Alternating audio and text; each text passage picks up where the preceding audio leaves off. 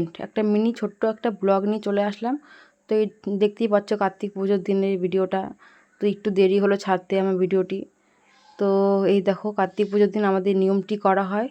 নিয়মটি হলো দেখো, একটা মশাল মতো বানিয়ে তার মধ্যে মশা মাছি তারপরে আরও কী কী জানি দেয়, তারপরে খলসে মাছ, এটুকু আমি জানি, আরও কী কী জানি দেয় এর মধ্যে দিয়ে, চিংড়ি মাছ নাকি বলে, তো খলসে মাছ এসব দিয়ে তারপর এটাকে নিয়ে 7 বার ঘুরতে হবে। তারপর ঘুরে তারপর দৌড় মারতে হবে। এ দেখো দৌড়াচ্ছে, আর পিছনে দেখো আমার একটা দেওয়ার কুলা পিটাচ্ছে। এটা নাকি এইবারই কার্তিক পুজোর নিয়ম। তো তারপর দৌড়াতে দৌড়াতে তারপর চলে গেলো মাঠের মাঝখানে। তো সেখান থেকে আবার দৌড়চ্ছে, তোমরা দেখতেই পাচ্ছ। এটা হচ্ছে আমাদের বাড়ি কার্তিক পুজোর নিয়ম, আমার তো খুব ভালো লাগে। তারপর দেখো এখান থেকে দৌড় মেরে তারপর আবার চলে যাচ্ছে খালপাড়ের দিকে, ওখানে একটা খালপাড় আছে। তো খালপাড়ের কাছে গিয়ে ওইটা পুঁতে দেবে।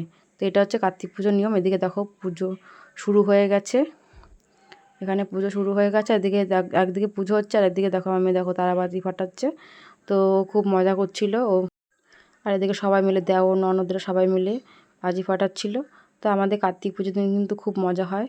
তো অনেক কিছু তোমাদের দেখালাম যে কিভাবে কি করতে হয়। তারপর দেখো এখানে পুজো শেষ করার পর সবাই মিলে প্রসাদ আমরা খেয়ে নেব, প্রসাদ ভাগ করা হচ্ছে।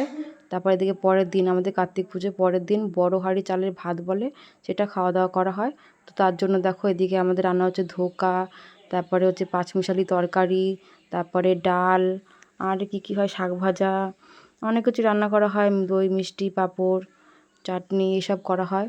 আর বড় হাঁড়ি চালের ভাত খেলে নাকি আয়ু বাড়ে, এটা হচ্ছে শুনি ঠাকুমাদের মুখে শুনি এই বাড়ির, যে বড় হাঁড়ি চালের ভাত খেলে নাকি আয়ু বাড়ে। এদিকে দেখো কাকিমারা সবাই মিলে সবজি কাটছে। টাটা ফ্রেন্ড, আবার অন্য কোনো দিন ভিডিও নিয়ে